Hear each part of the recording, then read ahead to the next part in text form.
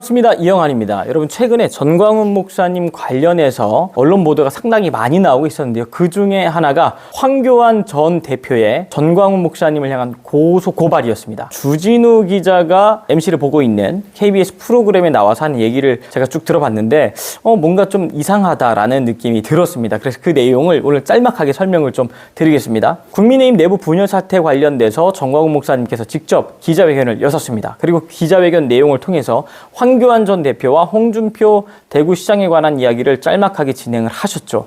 그리고 나서 저녁에 이제 KBS 주진우 기자가 사회를 보고 있는 프로그램에 황교안 전 대표가 나온 거예요. 근데 그때 요즘에 뜨거운 이슈가 되고 있는 그 공천권에 대한 이야기를 주진우 기자가 묻습니다. 대화 내용이 여러분들 꼭 아셨으면 좋겠다는 싶은 내용입니다. 지금부터 들려드릴게요. 알겠습니다. 전광훈 목사가 말도 안 되는 공천을 요구하기도 했습니까? 황교안 대표가 그랬죠. 주진우 기자가 또 이렇게 말을 합니다. 그런데 오늘 기자회견 해가지고 내가 총선 당시에 감옥에 있었다. 증거를 가져와 봐라. 이렇게 얘기를 하더라고요. 근데 황교안 대표가 굉장히 당황을 하면서 그 시점을 좀 봐야 될 것 같습니다. 그러나 어쨌거나 저에게 그런 얘기가 들어왔어요. 직접 한 건 아닙니다. 그러자 주진우 기자가 그렇습니까? 황교안 전 대표가 직접 한 건 아닌데 그런 얘기가 들어왔어요. 처음에 이 공천 관련된 이야기를 할 때 황교안 전 대표가 분명히 직접 들은 것과 같은 뉘앙스로 이야기를 했었거든요. 총선 당시에 공천에 대해서 한두 석이 아니라 수십 석 정도를 요구했었다. 이제 그런 뉘앙스로 이야기했기 때문에 사람들이 들을 때 많은 분들이 전광훈 목사님이 황교안 대표한테 수십 석을 요구를 했었구나 이렇게 알아봤더니 그게 아니었어요. 본인이 지금 말을 하는데 뭐라고 하냐면 그런 얘기를 제가 들었었습니다.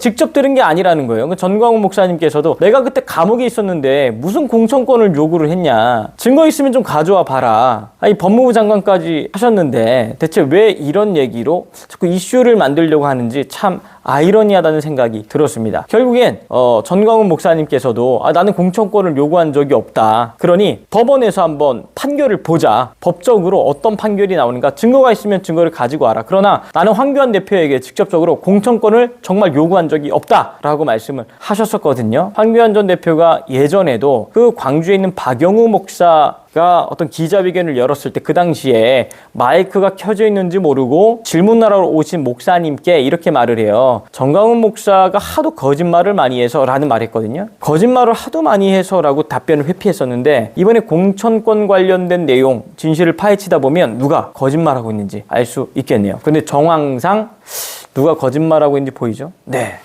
그래서 이틀 전에 전광훈 목사님께서 기자회견을 하셨던 내용 그리고 황교안 전 대표가 주진우 기자의 방송에 출연해서 했었던 대화 내용을 살펴보니까 진실이 드러나고 있다라는 걸 여러분들에게 전해드리려고 이렇게 방송을 켰습니다. 추가적인 내용들 또 들어오면 여러분들에게 전해드리도록 하겠습니다. 이상 방송 여기서 마치겠습니다. 시청해주셔서 감사합니다.